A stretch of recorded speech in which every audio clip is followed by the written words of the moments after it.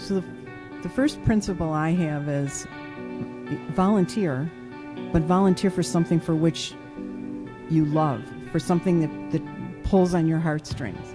Don't volunteer because it's the thing to do and it pads your resume. Good morning, good afternoon, and good evening, whenever you may be listening, and welcome to Latitude, the 43 North podcast. I'm Nate Benson, Director of Media and Public Relations at 43 North, and this is a very special episode of the podcast that's brought to you by CLOE, the UB School of Management Center for Leadership and Organizational Effectiveness. They're a group of researchers, scholars, and experts who work to create more effective leaders and organizations. CLOE offers programs, trainings, speakers, and conferences to help people lead at all levels at their organizations and around the world. Joining me this week on the podcast is my co-host, Professor Darren Treadway, a faculty expert in leadership at the University of Buffalo. And our very special guest this week on Latitude is Shelly Drake, Western New York Regional President at M&T Bank and President of the M&T Charitable Foundation. Darren and I talked with Shelly about her 40-plus year career at M&T Bank, how it got started, how she's grown into several different roles, and the importance of mentorship in the workplace. So let's jump into this week's episode of Latitude with Shelly Drake and my co-host, Darren Treadway. I'm peachy. How are you? Fantastic. Summer is kicking. Just got back from 2 days of vacation, which I need like another day and a half to decompress from the kids.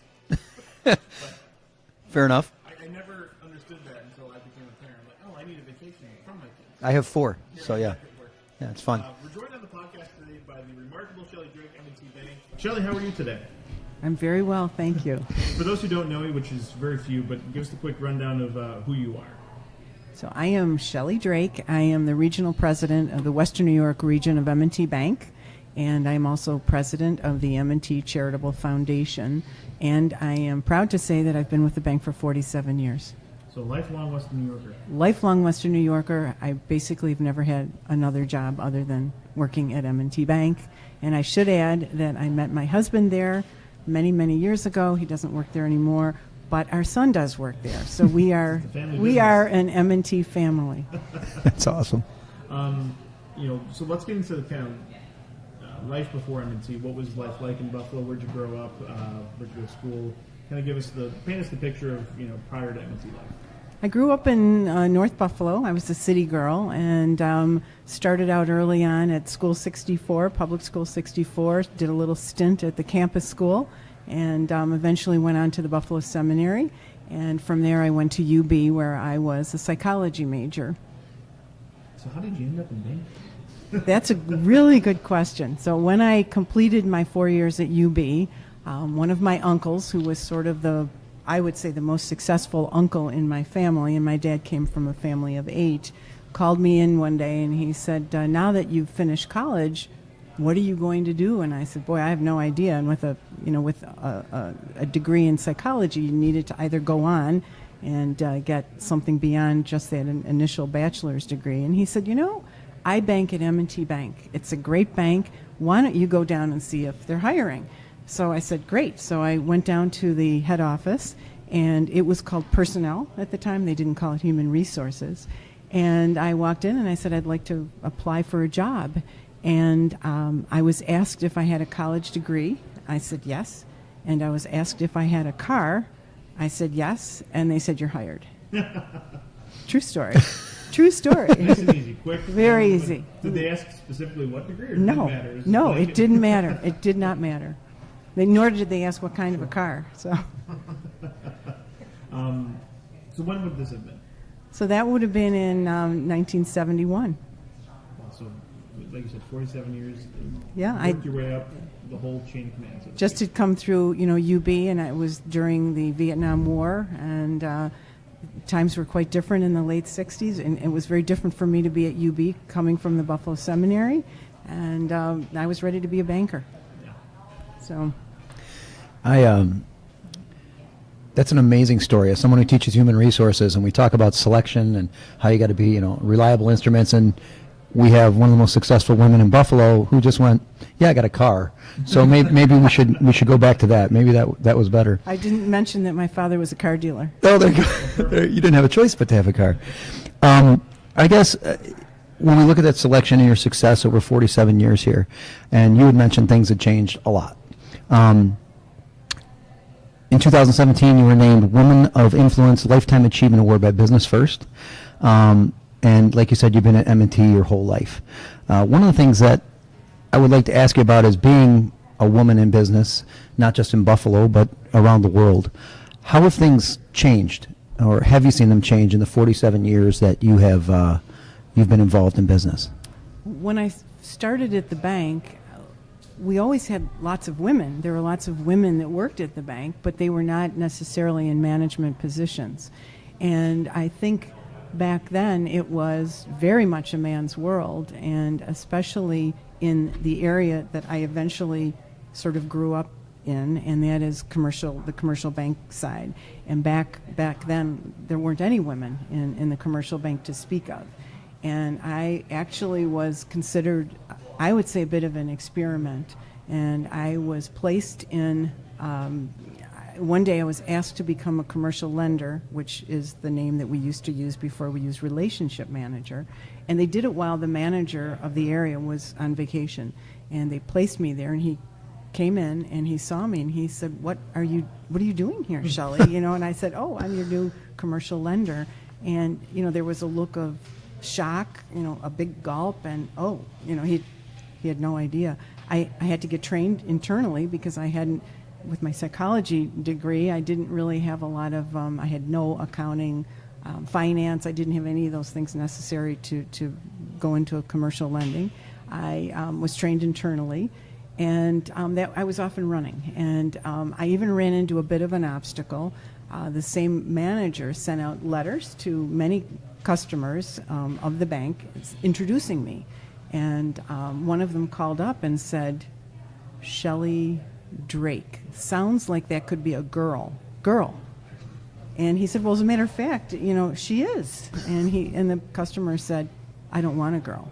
Wow. And he said, to my dismay, he said, oh, no problem. I'll switch you over to a man. And I never forgot that. And it's a story that I've told many times because why didn't he say, could you meet her? Could you get to know her for a month, 2 months, 3 months, and then if things aren't going well, we'll make a switch. But he didn't do that. And so it's something I've always remembered. And it's been something that's made me a different type of manager, leader going forward. A lot of the difficulties for women in business have kind of come to light now because of social media and people, are able to express, tell their stories in a lot easier fashion. What has changed, aside from the technology, though? I mean, a lot of these problems aren't new, right? In terms of what women have to deal with. The problems aren't new, but there are so many changes. And if I think of M&T alone, we now have resource groups, and we have one of them in particular is called the Women's Interest Network. We call it WIN, W-I-N. We have 11 chapters throughout the bank, and we have over 2,500 women in this group. Wow. And these resource groups are wonderful because it's a way to get people together. They choose to be in them. I mean, we're not asking people to be in them. They choose to elect to be in them, and it's so that they are people with like interests who are joining these groups, and they find everything from help within their business careers to social functions to whatever they choose to do, charitable functions, and we put all of this together, and we have, I think we have about 49 groups altogether. Wow. This one is the largest, and with the 11 chapters, and we've got 49 groups, and right now we have over 7,000 members bank-wide. Now the bank only has 17,000 people, yeah. So this is really being tremendous. This is and it's just a wonderful way to help people help each other. You had mentioned that experience with that customer, and I'm going to circle back around. I apologize. Had changed the way, made you a different leader, was, I believe, your words. Can you reflect on what kind of trajectory that took in your leadership style after experiencing that? Well, I guess that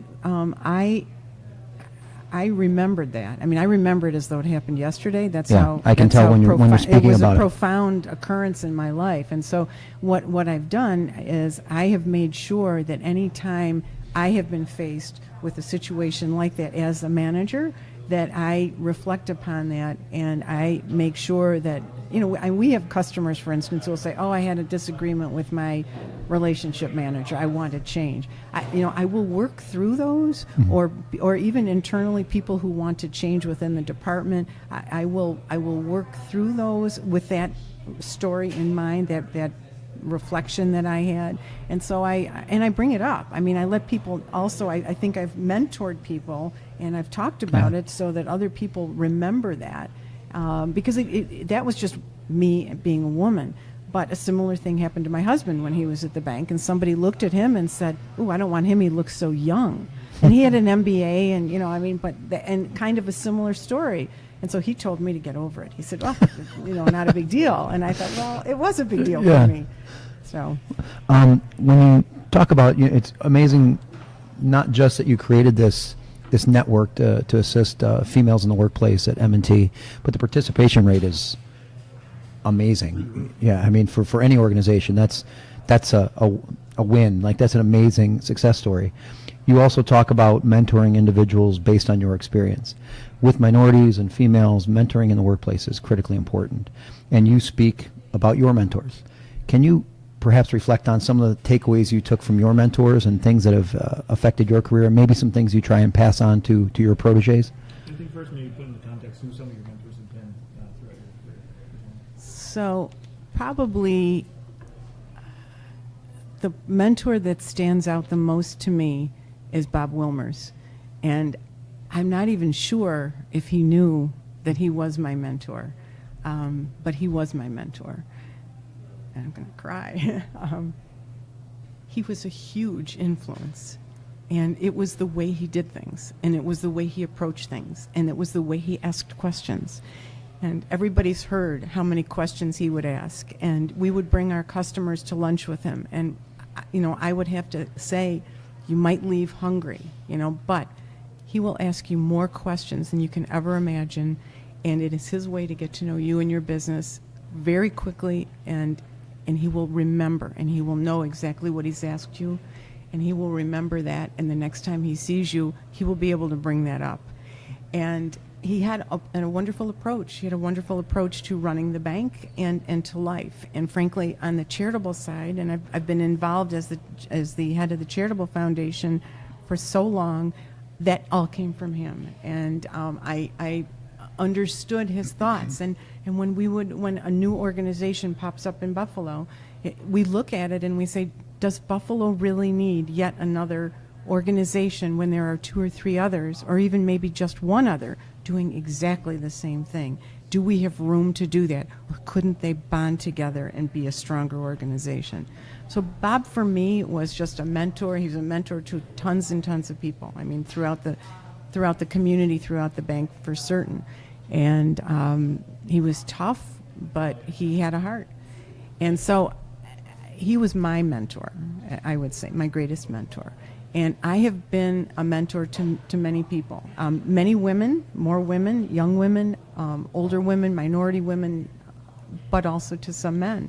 And I think it's about networking. So some of the women that I've mentored have been referred to me by others. My son, in fact, my son introduced me to, a couple of women. He said, they were in his training class at the bank. Gee, I think this would be someone you'd like to know. And I would start a relationship with that person that would go on and on and on, and help these people move along in their positions.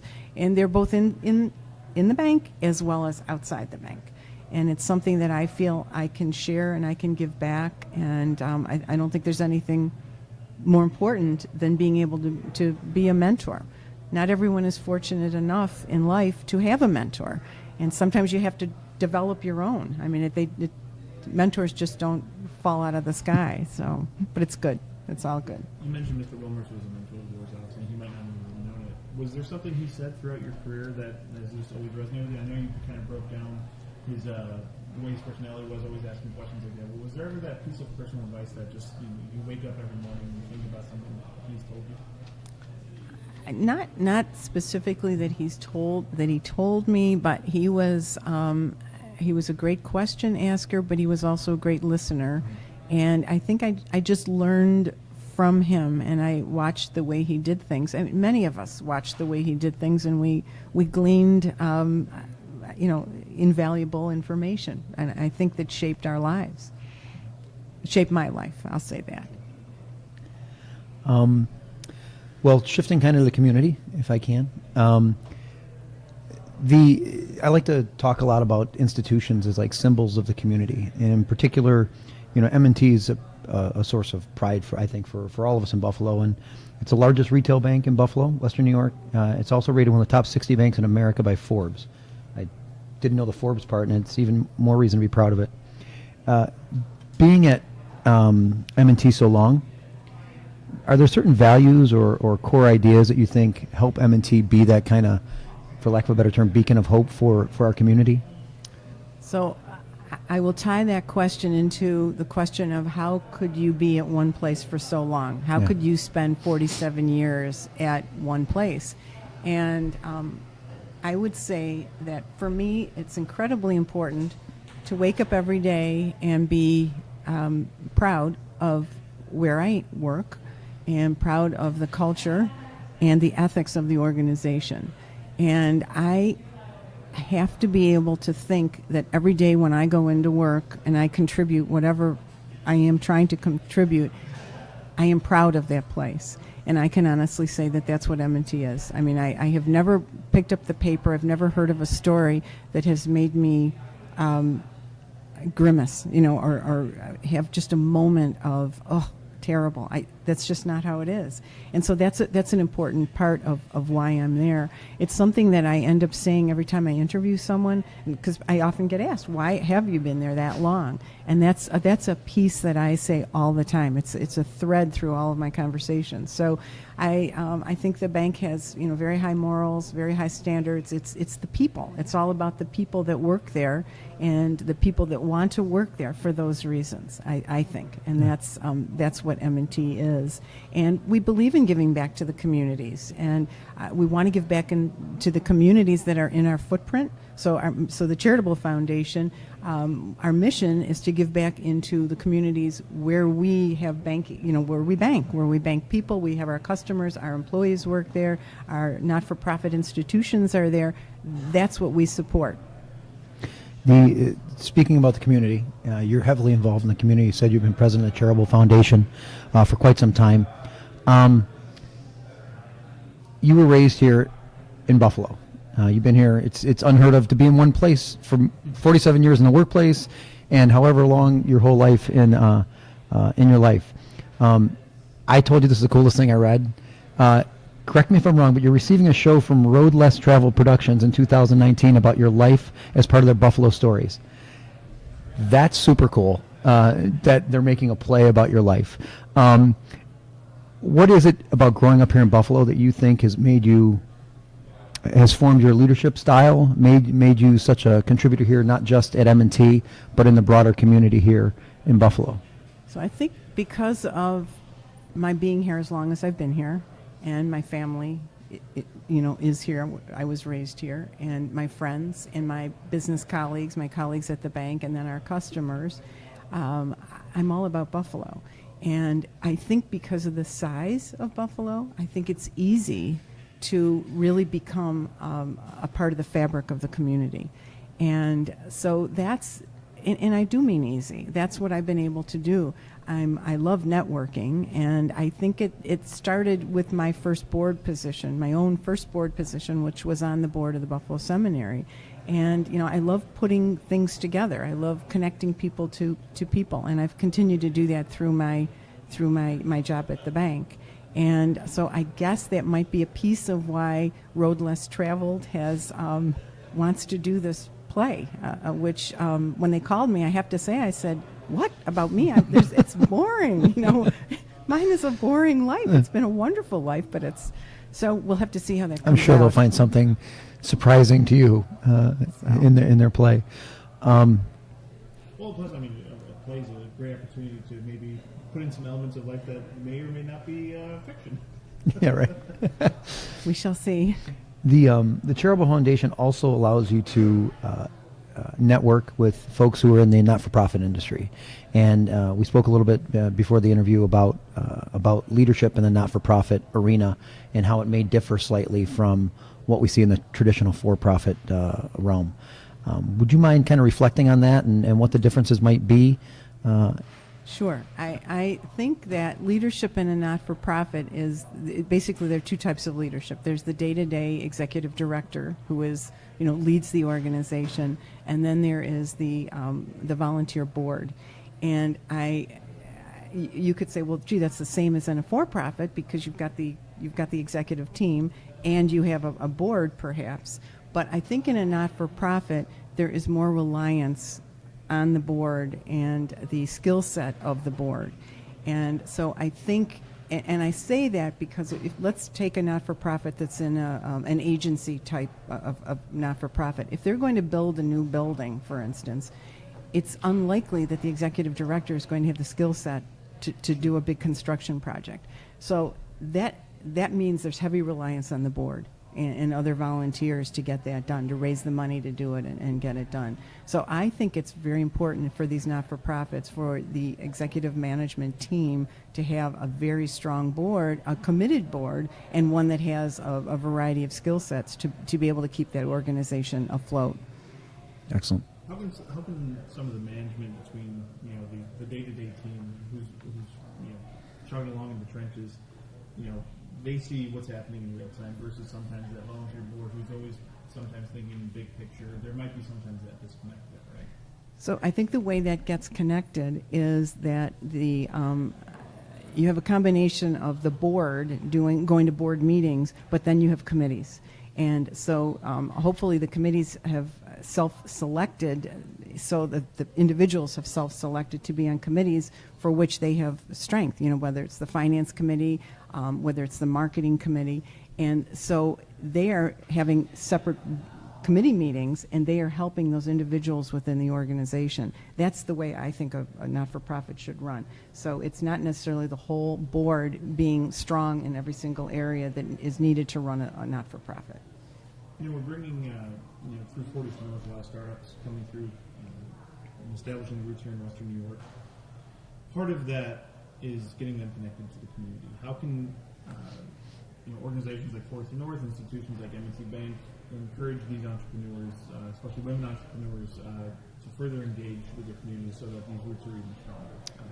So the first principle I have is volunteer, but volunteer for something for which you love, for something that pulls on your heartstrings. Don't volunteer because it's the thing to do and it pads your resume. So the first thing is to volunteer, and I think from volunteering, and you can ask people to help you get into volunteer situations. So there are many not-for-profits that have volunteer situations. It's harder to get on a board because a board is not probably an organization can't really take a chance on someone who has absolutely no experience whatsoever in the not-for-profit world, in the volunteer world. So, volunteer there, and we always are helping people start by volunteering. And then we do, at M&T, we do a board matching for, people that are moving up a little bit in the organization to the higher levels, and we try to make sure that it's a good match so that the people going on the board, first of all, of course, have an interest, which is what I just said, in the mission and of that not-for-profit, and are going to do a good job and are going to put in the time. It takes time, it takes energy, it takes resources. If you're on a board, you have to be able to financially commit to it. They need 100% participation. Even if the bank is supporting a not-for-profit, individuals have to support too. The board members all have to step up and financially support, sell tables, do whatever's necessary. Raise money. You've got to raise money. If you can't ask others to that's what the not-for-profits need. So. I guess, and kind of wrapping up my line of questioning, last night I taught a class on career management at the school, and I was giving advice they were asking for advice about what should they do next, college juniors and seniors, many of them in finance. I'm positive that I gave them the wrong advice. So I guess my question is, if next time I could channel you, what should I have said to them about what they should do advice-wise? I want to know what you said.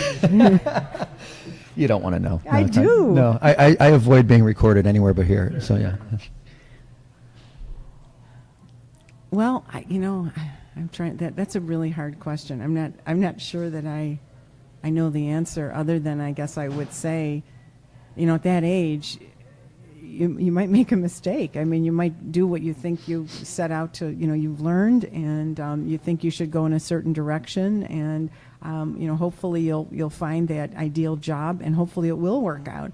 But it might not. Yeah. And if you're in a big organization like M&T, there are lots and lots of different types of jobs and types of different types of opportunities.